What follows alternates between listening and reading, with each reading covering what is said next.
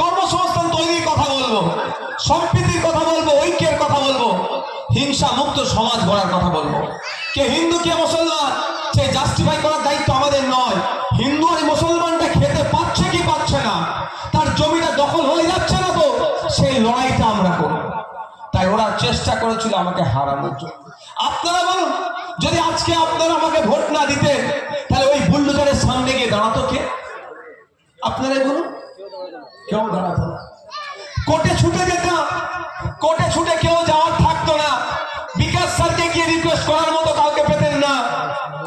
বিকাশ sir তো লড়াইটা করলো। 3 দিন আগে কেসটা ফাইল হয়েছিল। নাসির আহমেদ সম্ভবত অ্যাডভোকেটটার নাম কি আহমেদ, আর বিকাশ স্যারকে আমি রিকোয়েস্ট করে দাঁড় করালাম। গতকাল কেসটি অর্ডার পেল। একটু বোঝার চেষ্টা করুন কেন আমাকে আটকানো হচ্ছিল। তাহলে প্রথম কথা, বুলডোজারের সামনে কেউ দাঁড়াতো না। এতটা আতঙ্কিত ছিল কেউ, আমি যাওয়ার আগে বলছে কেউ ভাইজান আশপাশে ঘেঁষেনি, কেউ এলাকায় ঘেঁষেনি, বার হয়নি, জোর বাড়িতে ভেঙে দিচ্ছে দেখি বা বারণ করি। আমি যাওয়ার পরে লোকজন বার হয়েছে। এটাই মমতা ব্যানার্জি। ও তো ভাবেনি যে আমি ক্ষমতাটা হাতছাড়া হয়ে যাবে। ভেবেছিল কি আবার দখল করবো, অন্যায় করবো, নওশাদ থাকবে না, সব লুটে ফুটে খাবো। হিতে বিপরীত হয়েছে। এক নওশাদকে সামলাতে গিয়ে পুরো সাম্রাজ্য বেহাল হয়ে গেছে। তাই আপনাদের শুধু এই ঘটনা নয়, যে কোনো ধরনের অন্যায় হলে একটু মাথায় রাখবেন, ওই দমকালে আছে মোস্তাফিজুর রানাদা আর ভাঙড়ের বিধায়ক নওশাদ সিদ্দিকী, অন্য কেউ যাক আর নাই যাক, এরা দুজন সামনে।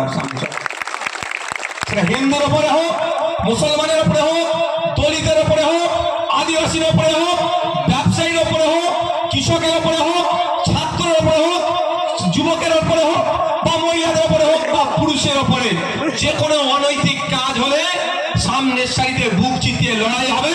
ভাঙড়ের বিধায়ক আর দমকলের বিধায়ক থাকবে।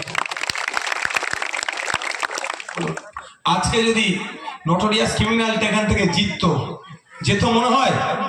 এই বলুন আপনারা, কেন হারাতে চেয়েছিল বুঝতে পারছেন? এবার কেন হারাতে চেয়েছিল বুঝে আসছে তো আপনাদের? আর আমি আপনাদের